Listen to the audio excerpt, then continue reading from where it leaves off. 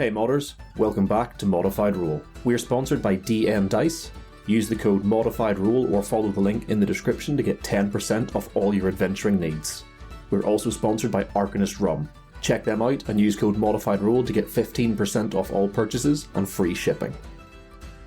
It's not often I would do this, but I wanted to start off this episode with some trigger warnings. You'll understand when the episode properly begins why I'm doing this, but just up front we wanted to give some trigger warnings for physical abuse and torture and emotional abuse. In the last episode, the party had confronted Lord Carlin in his cavern under the mines. There, he appeared to be attempting to summon something from the water in the underground pool. The party fought their way past the Chul that was there to defend Lord Carlin, but it appears they were too late. We rejoin them now, as something stirs in the water. In this, episode 31 of season 2 of ModifedRoll, Our Deepest Fears, part 1.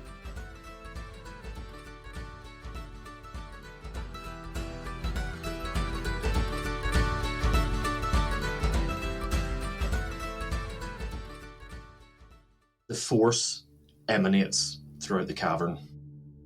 This energy thrumming off the walls and echoing back and striking you in the chest.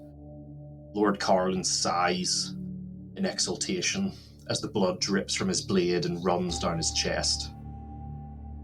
He has come. The water ripples and then goes still. Sinclair, behind you, you hear a voice. Sinclair. It's so close. You swear that whoever this has come from, or whatever this has come from, that their lips must be pressed to the back of your neck. What do you do?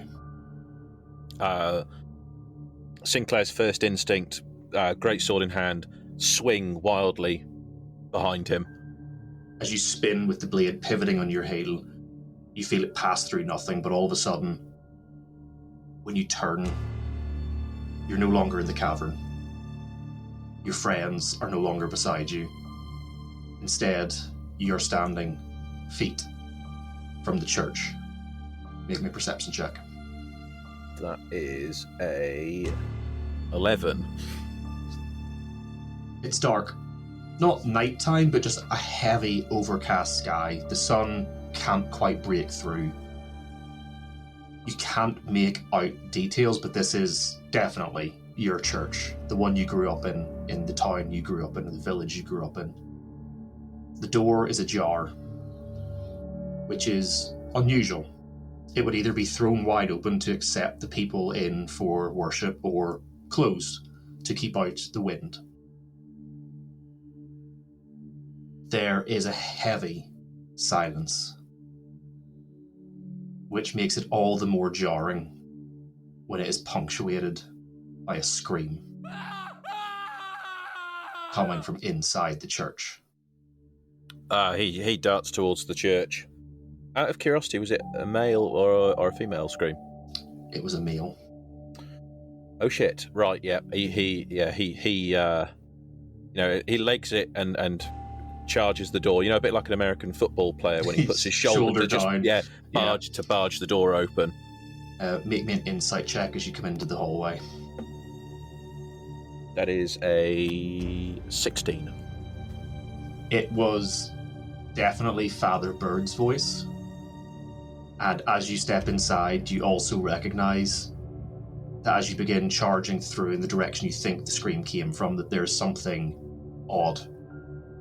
The halls seem to be longer than you remember. They seem to have more turns and twists. The darkness seems to hang a little bit heavier in the corners, made all the thicker by the lack of torches lit. You hear the scream again, guiding you through the twisting warren of hallways, until you stand before the closed doors of the library. What do you do? He just, no hesitation, no listening. He heard one of his mentors growing up scream. He rips the door open. You, with a force that nearly pulls it off its hinges, tear these heavy oak doors open. And inside is a scene both familiar and also extraordinarily foreign. You see the library, somewhere you spent many years studying, learning what it meant to be a follower of Paylor and then later on a paladin in his service. But the shelves are smashed. Books are thrown asunder on the ground, pages torn from their bindings. And more concerning is the blood covering everything. In an instant, you take in the entirety of the room. Chairs and tables have been broken into tinder. But at the large desk that would sit in front of the glass pane window, you see Father Bird laying on his back, spread eagle, his arms and legs mangled, broken, twisted in uneary directions, blood covering everything. On top of his broken, mangled limbs lie 4 heavy, black tomes bound in iron shackles, which were obviously used to crush and break his bones. Standing behind the desk, towering over him, is a creature that appears to be made of shadow and smoke. Its proportions are wrong. Where it should be bulky, it is thin and gangly, and where it should be streamlined for movement, it is heavy and ponderous. Its upper arms are long and thin and reach for what seems to be forever, ending in thick, taloned hands. Its upper chest is broad but narrow, tapering down into an impossibly thin waist, leading on to legs hidden behind the desk. Its head, made almost entirely of large, curling ram's horns, in the face of which sit 2 glowing red eyes. It holds another impossibly large tome, bound in iron shackles, above Father Bird's head. And in the instant it takes you to take all that in, Father Bird's head rolls to the side, looks you dead in the eyes, and just has time to gasp out, "Sinclair, where were you?" before the creature laughs and crushes his head. With a sickening smash, the book breaks through not just his head, but the table itself, blood and gore covering the desk and the room around it. What does Sinclair do? Sinclair, like that ever-known memory of that fateful day with those trees, Sinclair goes into an almighty rage, an uncontrollable rage. He screams and he charges at this creature. So give me an athletics check. That is a 15. You don't bother going round the desk. You leap directly over the desk, over Father Bird's body with your sword in hand. Now make me an attack roll. Give you an advantage because you're currently essentially falling down on this thing. And even then, I would say it towers over you, but you're like 8 feet tall. This thing's probably only 9 to 10 feet tall. So with a leap, you are probably still coming down on top of it. That's a 17 to hit. Your sword cleaves through this thing. Give me damage. 2d6. That is 11 slashing. As you rush this creature, you pull your sword round. You're not even aware you're doing it until you're halfway across the room and you feel something in your throat snap, but you are screaming as you go, so hard and so loud that it is actually hurting your throat. You, with one bound, clear the desk and Father Bird, slamming this blade down. I wouldn't even call it a cut. You are just hitting this thing with a lump of metal, and it goes from shoulder to waist in one blow. But the creature never stops laughing. Even as the shadow and smoke dissolves in the air, the last vestiges being those glowing red eyes staring into your soul, the laughter fades, but the creature is gone. Sinclair will stand there for a moment, heavy breathing, and then he'll for a moment begin to calm down, and then the reality sinks in, and he closes his eyes, looks down, and opens them once again, looking at Father Bird. His body is there. What remains of it, anyway. Mangled limbs with broken bones protruding through the skin. The gore and viscera of where his head once was coating the desk. Sinclair drops to his knees and cradles what's left of Father Bird's corpse. As you begin to gather him towards yourself, you hear another scream from further down the hall. Sinclair immediately looks around, looks to Father Bird. I'll be back, I promise. And then he'll dart out of the room towards the next scream. Unlike with Father Bird, this isn't a single intermittent scream broken by another. It starts off as one, and then you hear pleading cries, yells for help, for them to stop, to please, just kill me now. Until you find yourself stood in front of the kitchen doors. Before the kitchen, did you say? Yeah. Like clockwork, Sinclair, in this panicked, crying, angry, doesn't know what's going on state, again, rips the door off its hinges. Give me a strength check. That's pretty good. That's a 19. Oh, it literally comes off the hinges. Like, you literally tear the hinges from the wall, and inside is pandemonium. Like, you've been in the kitchen when it was busy. Like, the church would have fed the town in times of need, or fed the needy, and it was always busy. But it is chaos. Food has been torn and thrown around the room. The furniture has been destroyed, and you see similar creatures to the one before, apparently made of darkness and smoke. But these ones are more imp-like, small homunculi creatures climbing over the pieces of broken furniture, up the walls, tearing things out of cabinets, tearing the cabinets off the wall even. And as you take it in, you start to realise it's not just food and butchered meat. You see cuts of flesh and blood mingled in with the refuse of the kitchen. But your eyes are pulled to the sound of the screaming, pulled inexorably towards the fireplace, where there would be a spit set up to roast meat. And on that spit you see Father Cooper bound and trussed, the fire licking over his naked body, the skin blackened and cracked and bubbling as the blisters burst.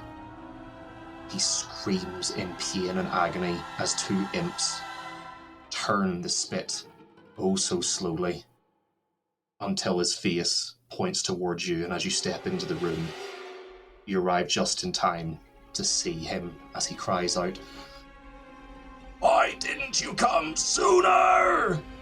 Ah! Before he too slumps and dies upon the spit roasting over the fire as the creatures giggle and laugh. What does Sinclair do? Sinclair, he stands there. You know, he can't even confound what is happening before him. Again, it is this, like before, he goes into a rage, but it's more of that there are now tears in his eyes, and he's not, I wouldn't say he's lost himself like he ever has before.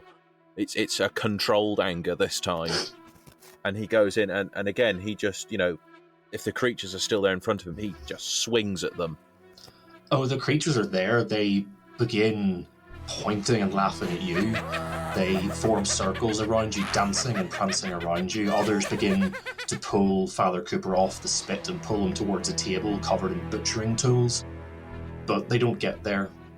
You lay about you with your sword, and there is no more resistance to these creatures than smoke itself. Your sword passes through them, and as they do, they dissipate, their giggling laughter fading away on the air.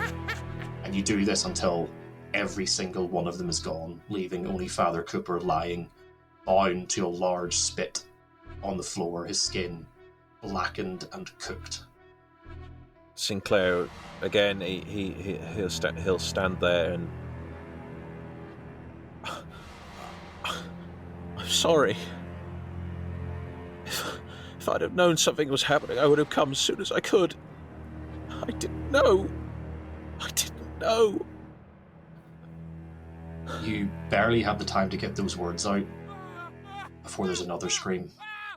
Fearing that it's probably the scream he was dreading, the most. Sinclair he like an animal just running at it, like a predator running at its prey. He rockets down the corridors of this church to the sound of that scream. You barrel down the halls. You smash through tables and stands that would have held items of reverence in the Church of Palor. You hit corners at a dead sprint, slamming into the wall, not caring for what damage you do for yourself. And again, these walls are like a warren, twisting and turning in ways that you cannot fathom or remember until you stand before the largest, most ornate doors in the whole church, the doors that would lead to the chapel itself. And even as you arrive, you see where they would have been carved with the symbol of Palor, great gouges have been left in them as if raked by large claws. But the doors are currently closed. Sinclair here will approach them. So I'm assuming that these are quite large chapel doors. Yeah, they're not so big that you wouldn't be able to open them, but they are, big, heavy double doors designed to, like, when you open them, there would be a great big open entryway into the chapel. Yeah, okay. Sinclair will put both his hands on one on each door, and unlike before, this time he just simply pushes the doors open. The doors swing on well-tended, well-oiled hinges, and even with a push and controlling yourself, you are still furious. There is a strength in the doors swing open and slam backward against the walls, filling the current silence with echoing booms. As you look in, you are greeted by probably the most harrowing vision so far. Every seat of every pew is filled with variations of these smoky creatures of darkness. Some large, bloated, hulking creatures, others more resembling those tiny imps, all turned with their fiery red eyes facing you. And at the far end of the aisle leading to the front of the church, where the altar should stand, there is instead a cross, upon which is Father Haywood, crucified, bleeding and breathing heavily. Standing behind it, something that you're not quite used to when looking at another humanoid creature is something truly hulking and horrifying. A creature 15, 16 feet tall, with the proportions of a man, but it's hard to make them out as it sits crouched, with its arms reaching over the top of this crucifix, its long taloned hands resting against Father Haywood's bloody and wounded chest. And as they all see you looking into the room, they all begin to laugh. A cacophony of different cadences and volumes, some deep and rumbling, others high-pitched and squeaking. But above it all is the deep bass of the creature crouching over the crucifix. Its echoing laughter filling the room and hitting you in the chest. Through it all, you just see Father Haywood struggling to breathe, barely able to lift his head. Sinclair would... Father? No. No. Not again. No! And he, it would say, he starts to sort of power walk, which turns into a run, to a sprint, to once again, pulling his sword back to take as big of a swing he can at this brute in front of him. Make me an attack roll. Oh, fitting. 4. Your sword flies clean free of your hands, but it does so at the point of the swing when you were facing the creature, and it flies straight over the shoulder of Father Haywood. And where you would expect it to strike this creature and hit deep into its flesh, it instead sails straight through it. The creature's body dissipating and flowing away from the hole.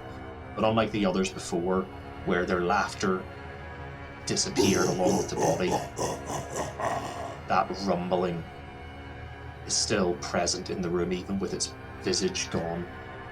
But as you now stand at the foot of the altar, directly in Father Haywood's eyeline, you see his cloudy eyes, filled with pain and anguish, clear for a second as he sees you. And with his last piece of strength, he looks up and says, "Sinclair, why did you leave us?" And his head slumps forward, no more breath filling his lungs, the blood of his wounds dripping from his feet onto the ground in front of you. And the laughter in the room builds and builds until it is deafening. What will Sinclair do? I think the first thing he's going to do is he'll look at his own hands. Can't even hold a sword. Can't even protect those you love. What sort of paladin do you take yourself for? You fool! Why did you leave? Shouldn't have left. You know it was a bad idea to leave. Yes, you shouldn't have. No. No, must go back. This can't be real. This can't be real. And he just starts to break down. He once again drops to his knees. This laughter echoes in his soul. As your knees hit the ground, you squeeze your eyes shut, repeating that to yourself, "This can't be real." And all of a sudden, the second your knees hit the ground, the noise stops. And when you open your eyes, you're no longer in the chapel. You're no longer in the church. You are, instead, stood on a grassy knoll in an area once abundant with trees, now filled with rotting stumps.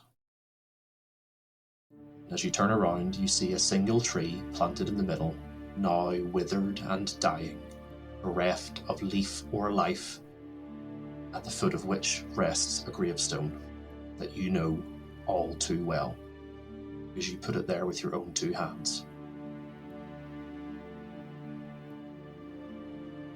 Is Sinclair... I'm assuming that Sinclair is still on his knees.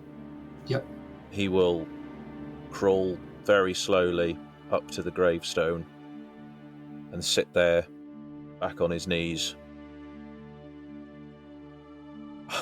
I couldn't do it. I failed you. Make me a dexterity saving throw as you say, "I failed you." That is a 12. You have a split second of recognition of when you hear a scratching, scraping sound. You look around you, expecting something behind you or above you, and it's that split second of indecision that costs you. You feel a hand like a vice close around your throat. And as you look down, you see the rotting arm that is reaching up from the earth in front of you. As the body it's attached to pulls itself free, you see the withered, rotting, desiccated face of your mother as she pulls her face close to yours and screams, "You will always be too late!" At which point she throws you backwards with a force that you've never felt. And all of a sudden you're no longer on a grassy knoll, instead you are tumbling backwards into darkness. And I need you to make me one last perception check. Okay, come on, dice, don't fail me now. That's pretty good, we'll go with that. That is a 18. As you begin to tumble backwards, you spread your arms to try to catch yourself on something, but in doing so, all you manage to do is stabilize your fall, and you get one split second as you look back up and see on this sharp cliff face that you know is not real, this does not exist in your town, but standing on the edge of it, you see silhouetted by the dark grey, but nonetheless shedding light sky, the shape of your mother. And just before your vision goes black, you see shining from that darkened silhouette, where her face would be, is instead 3 red eyes stacked vertically atop one another. and then darkness.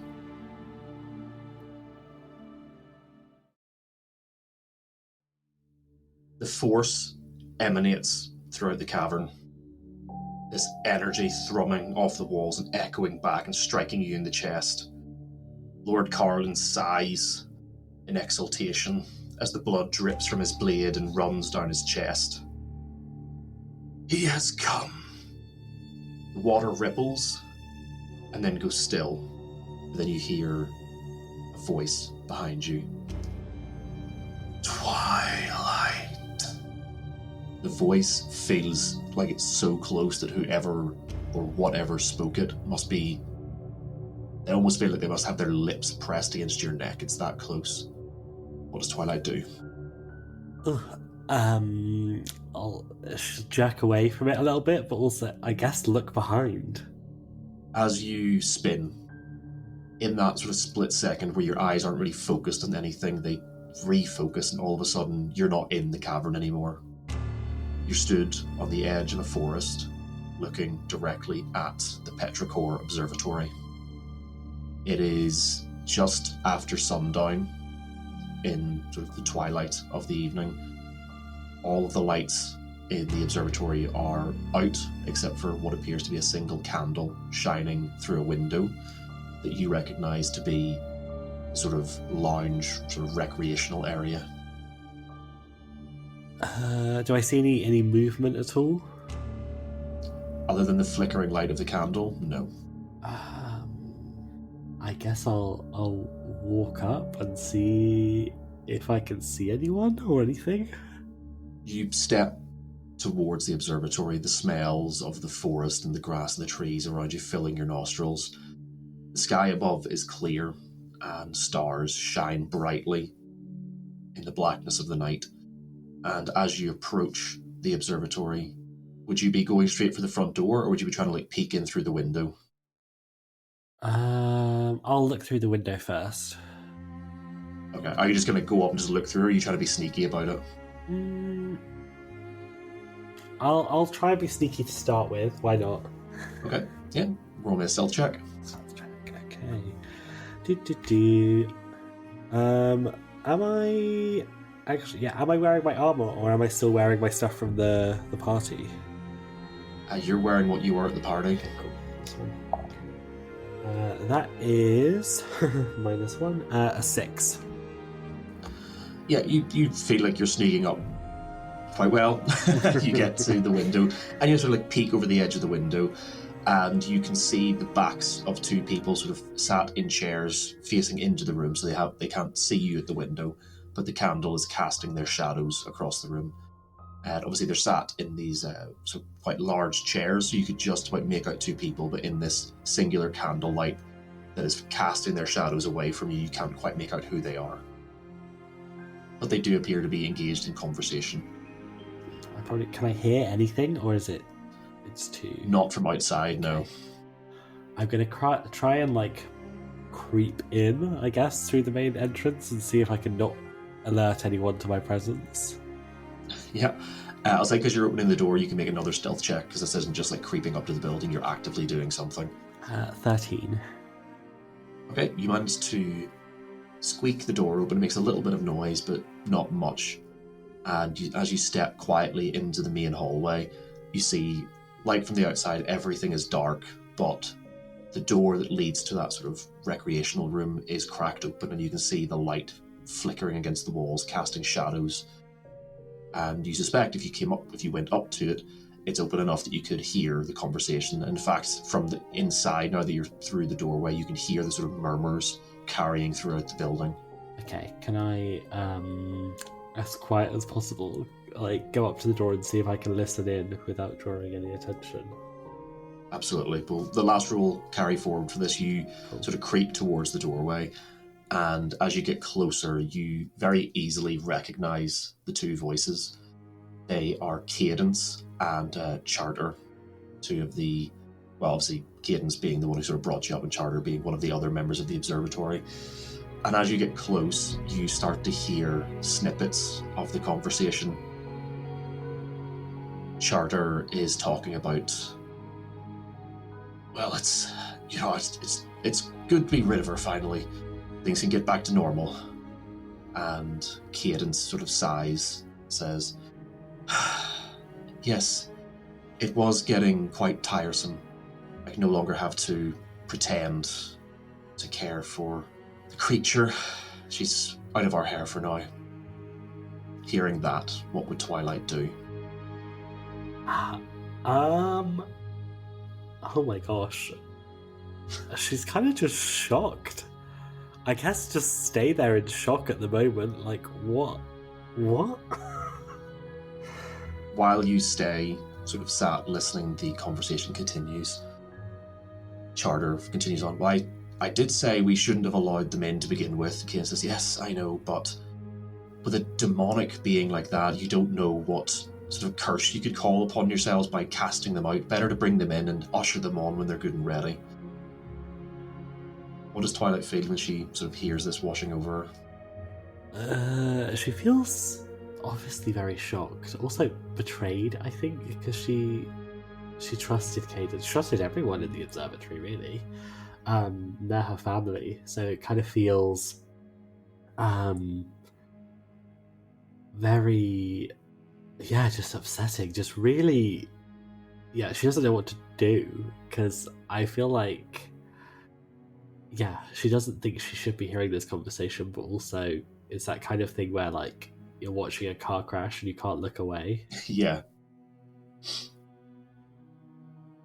As you sort of sit, sort of absorbing this and, running all of this through your head, you hear one last thing. As Cadence says, well, I can't say I'm surprised the way her mother got on. I wouldn't be surprised if she'd been seduced by some demon, and that's where the creature came from.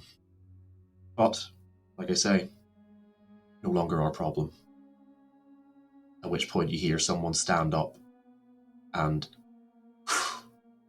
as they blow out a candle, and you're left in pitch darkness. You wait for a second or two, and there's no further sound. Can I?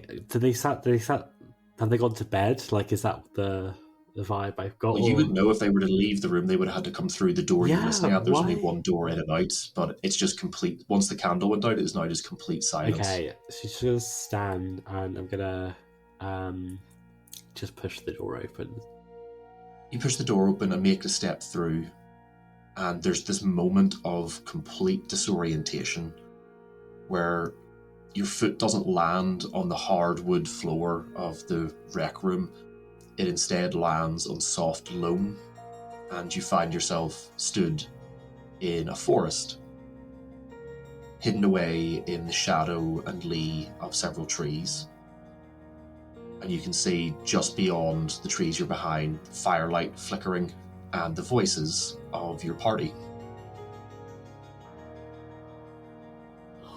Okay, I'm gonna try and, I guess, sneak up and listen to them. Okay, give me another stealth check. 9. You step forward and you crack a twig, but in doing so, you startle a little squirrel that was sort of nesting next to you, and it rushes through the campsite. Well, rushes along the edge of the campsite. I can't imagine it would run into it. But you sort of freeze when that happens, and you hear the party sort of stiffen, but then relax when they see the squirrel run past. And you get just close enough to hear their conversation, and you hear Sinclair sort of pipe up and say, "She has been gone a while. Do you think we should check on her, or..." And there's like a brief pause, and then in a lower voice, "Perhaps it's a good time to move on." Liana sort of, you hear her sigh and say, "I mean, yes, while she's out of earshot, if we can pack up quickly, we may be able to get away." Kaziso, you hear, stand up and dust himself off. "Well, quickly then, the sooner we pack up, the sooner we can move on. If we can cover our trail, she won't be able to follow us." You immediately recognize this as the forest where you met the unicorn. This is whenever you wandered off on your own. Make me a wisdom saving throw, please. Saving throw. Okay, let's have a look. Please, yeah. Saving throws. 15. Right. There is like this moment of like what we would think of as like static, where there's this moment you're like, hold on, this isn't, and then you lose that train of thought and you're just left standing there with this, and you can hear them packing up, and you hear Giuliana say, honestly, it's bad enough for you having to travel with her. I have to share a room with her at the inn. The incessant yittering and talking. You hear both sort of Cecil and Sinclair sort of snort at that. It's like, yes, I imagine the rest of the journey will be a lot more enjoyable, a little less tiresome. And they continue to pack their bags and load up to head on without you. Oh. Fuming.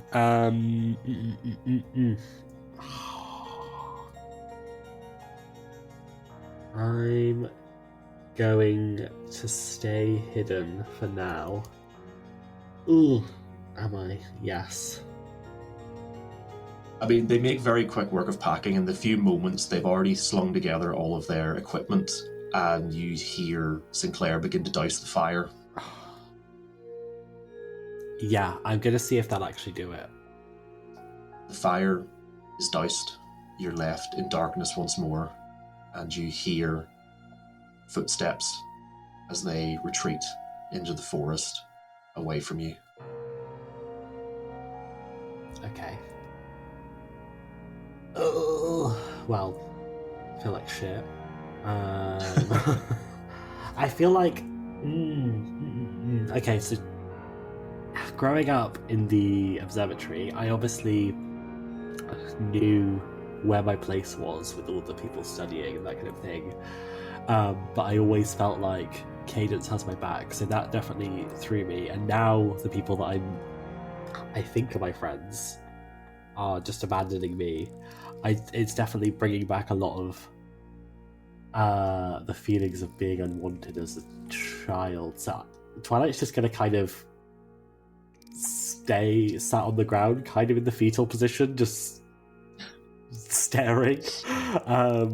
Because there's a lot going on in that brain right now, which she doesn't really have the faculty to process at the moment. So she's just going to be like, what is happening? And like trying to understand, like, I don't even know if she's like being logical at this moment. Like, she's just like, well, I'm alone forever now. This is it. Spiraling. You lie there in the moss and leaves underneath the lee of one of the trees, and you close your eyes just for a second, squeeze them tight, just trying to maybe push this away, maybe not register it as real. And when you open them again, you're lying at the foot of a grassy hill. It's relatively steep, but not particularly tall. And you can see in the distance at the top of this hill a silhouette of a figure staring up at a cloudless, brilliant sky. A full moon hanging low and bright, and countless stars. The light from the moon hiding all of the features of this person as you can only see their shadowed silhouette from the back. Are they saying anything? Nope, they are stood staring upward to the sky. Okay. Gonna stand up, wipe the tears, maybe sniffle a bit, and then walk towards the figure, because I don't know what else. Like, why am I here? What is happening? I don't know. I'm just gonna walk towards the first semblance of, I don't know, another being as I can see. You begin trudging up the hill. Like I said, it's relatively steep, but not particularly far. And as you walk, you adjust to the light and the darkness around you. And as you get about halfway up, you begin to recognize that this person is a tiefling. From the back, you can see long religious vestments You see a lilac purple skin, a long, narrow tail, and pale hair hanging in ringlets down to their waist. And it takes you a split second, but you realize that that hair color is the exact same as yours, just a bit longer. Do I think it's my mum? You tell me. I think it's my mum.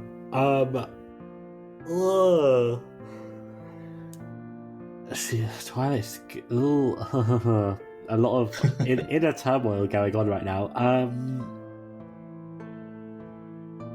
Has she seen me? She hasn't moved. The wind sort of whips up every so often, catching her hair and throwing it about her and catching at the hem of her robes, but she hasn't turned around. And you haven't been I imagine No. Twilight hasn't been particularly quiet, huffing and puffing, Yeah, absolutely. climbing up the hill. But they have not turned around, or so much as acknowledged you. I'm gonna slowly walk around so I'm in front of them. How close do you get when that happens? Like, are you getting up and then walking within a few feet of them, or are you sort of staying halfway down the hill and just walking around until you can see their face? I'm gonna say halfway down the hill, but once I'm in their like periphery eye vision, I'm gonna start walking up towards them, so that I guess I would end up 10-15 feet away from them in their eye line. As you sort of circle your way around this hill, you begin walking up towards them, and it's initially very difficult to make out their features. First of all, they're craning their neck up, almost looking directly upward at the sky. So for the most of the journey, walking up the hill, you're looking at the bottom of their chin. But there is you're getting this very distinct feeling that they have very similar features to you.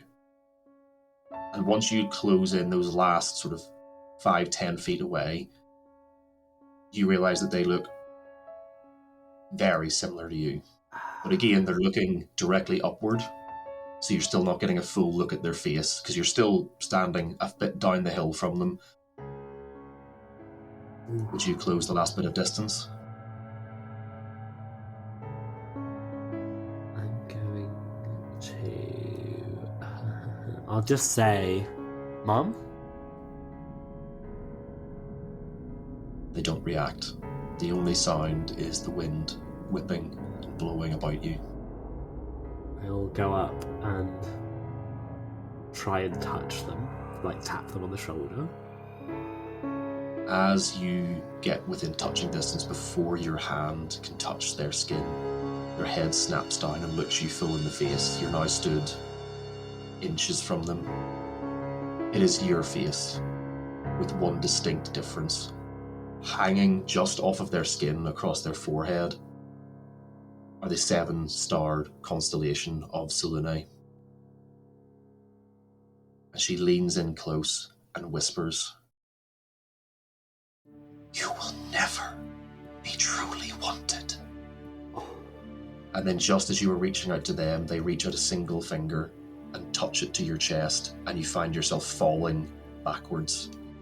And where there was the hill initially behind you, there is now nothing. You begin to fall away into endless darkness.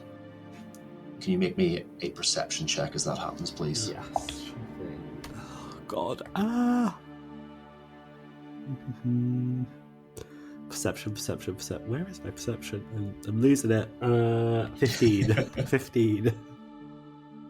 As you slip and fall backwards into this endless blackness with not even a star to guide you, you cast about in panic and fear and take one last look at yourself standing above you. And for a split second, where there was your face with that constellation, there is instead just shadow, and gleaming in the depths of that shadow are 3 red eyes stacked atop one another. And then blackness.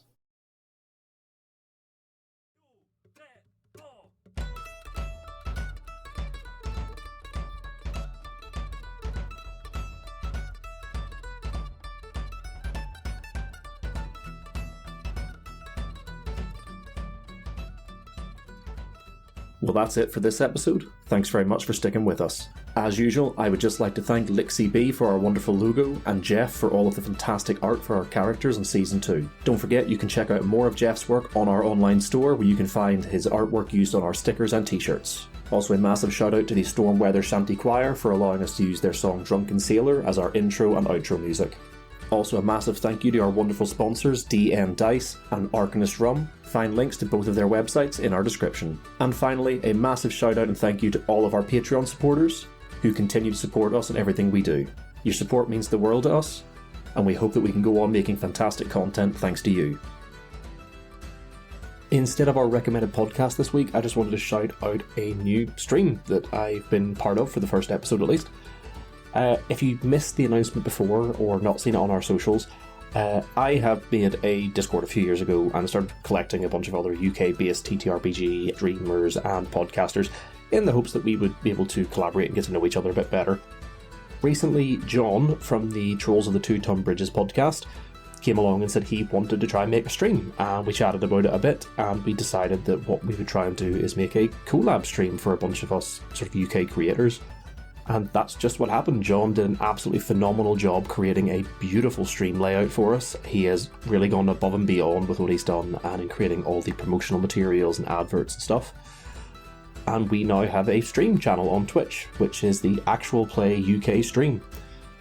You can find us on Twitch at twitch.tv/actualplayuk, and we are uploading all of the stream recordings to YouTube. The first recording is currently up as a VOD on Twitch and now also on YouTube. I highly recommend going to check it out. I was the first DM for this, and it is a collaboration stream, which means that every time we do this, there's going to be a mismatch of different people running through short form campaigns and one shots.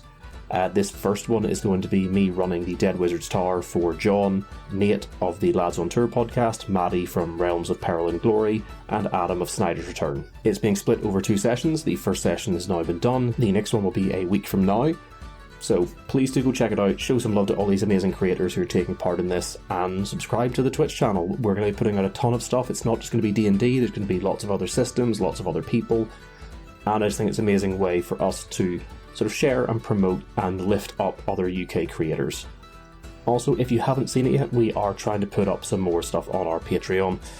I've recently uploaded a few of the maps that I created for the Modified Roll game, as well as one of my professional games with Rolldark. And we've started to put up what I've just been referring to as DM Deep Dives or DMDDs. These are just an excuse for me to talk to myself for a bit, and you guys can listen in as I just talk through my thoughts on certain aspects of the game or things that I'd like to include in the game. The first one up is about utilising dreams, which you've heard me talk about before, and the next one, keeping on with a cheery note, is probably going to be about utilising death saves as a sort of storytelling plot point. So that sounds interesting. Go and check it out. It's available to everything on the sort of first tier and above, I believe. Everything above the unmodified tier. But that's it from me for this week. Do stick around. We have a promo for the phenomenal Roll Britannia podcast coming up. And just a reminder that we will be at UK Games Expo at the start of June. I know myself, Pete and Jordan are going to be there, and I believe Danny is also going to be attending, but she'll be helping Grady at his stall. That's the DM Dice stall. So if you're going, give us a shout out, come and say hi to us. It'd be absolutely phenomenal to meet some people who are hanging out at the convention. But that's it for this week. Thanks very much for sticking with us, and we'll see you soon.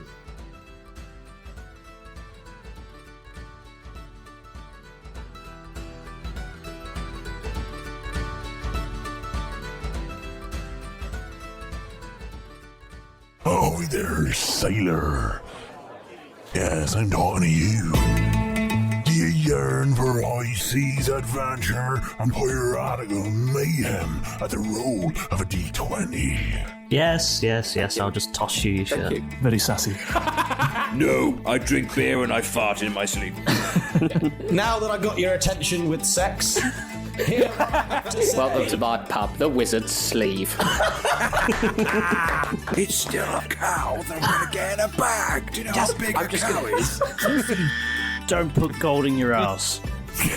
That's not the catchphrase we were looking for. It is one that we often use at this group, Enough though. about where you keep your secret stuff. It's not in Right. my anus. Stop it. Then sign your name in blood. Join the Rovers and your crew on their adventures every Wednesday, wherever you find podcasts.